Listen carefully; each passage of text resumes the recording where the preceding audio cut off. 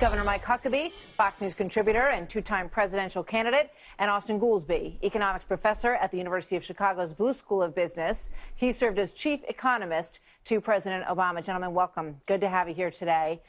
So some of these details still sinking in and being sorted through. Governor Huckabee, let me start with you. What do they mean? What do they say to you? Well, I think it says Donald Trump is keeping a campaign promise, one that the American people elected him to do. Let me ask a simple question. Do you lock your doors at night when you go to bed? Of course you do. You do. Austin does. So do I. Why? Because we don't know who's going to come through those doors. Donald Trump is locking America's doors at night, and he says if you'd like to come in, knock on the door, we'll come to the door. But just like in every neighborhood, we don't open the door and invite everyone in who knocks on the door. We'll check these folks out. We'll see. That's common sense. I don't know why there's such an outrage about it, except that it's manufactured outrage, because nothing all that different is being done except enforcing the law, especially on those who are breaking the law by committing violent acts. You know, Austin, just going through so many of the stories and so much of what was written about this today, in most cases, no one, a lot of news outlets don't use the word illegal immigrant. They're not describing these people as here illegally. They're calling them all immigrants. But that's not the case. We're talking about people who have come into the country and stayed here illegally and who have committed crimes. I mean, those are the first people who are on this list. And I can tell you just from Florida last night, most people are okay with that.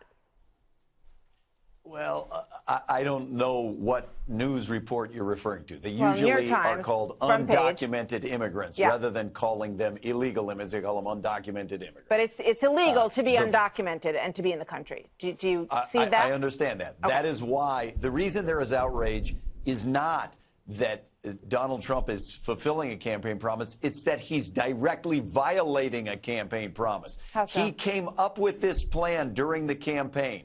And he said there would be a deportation force and that they would round up millions of what he called illegal immigrants.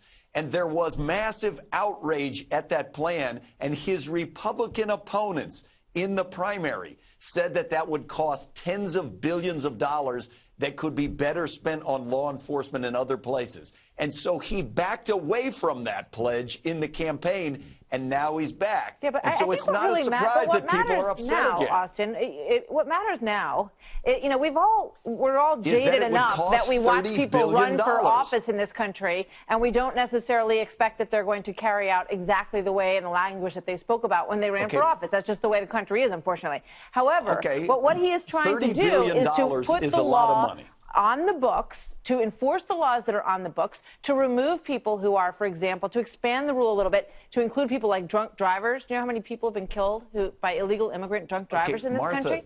There's nothing wrong with finding criminals and violent criminals and deporting them. And that's supported by most people in the United States.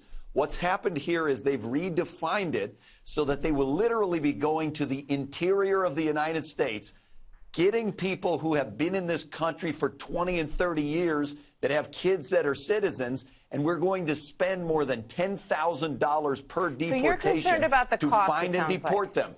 Let me bring you Governor Huckabee, because it sounds like the economics advisor for the former president is very concerned about the cost, and that's one of the bottom line concerns that he has. Also, that you're going into the interior. Use the money for law enforcement. That's my point. Well, it's going to be used to add 15,000. I want to get Governor Huckabee back in here. Your reaction to what Mr. Goolsbee says. Well, first of all, Austin, I would just have to ask you, you're talking about how much it costs if somebody gets rounded up. The president has made it very clear, as has his entire administration, they're not going to go out there with lassos and start rounding everybody up. They're going after criminals. Criminals, people who have murdered Americans, people who have committed crimes beyond the crime of being here illegally. Let me surprise you with something. I actually support the concept of DACA.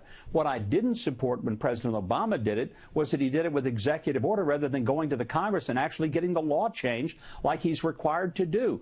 I think Donald Trump is going to actually deal with the immigration issue, but he's going to do it in a truly comprehensive way, starting with enforcing the existing law and acting like that it means something in America. We've pretended that we just didn't have borders, and 80 to 20% Americans want this law enforced more than it is being currently enforced. Last thought, Austin, then we got to go. Well, I'll just say, if you have $30 billion to spend on law enforcement, you'd be better off going after violent criminals. So find the violent criminals and get rid of them, not the grandmas. Yeah, I think that sounds like it's the plan. And we'll see what the action is, piece by piece. Thank you very much. Austin Goolsbee, always good to have you here. Governor Huckabee, great to see you as well.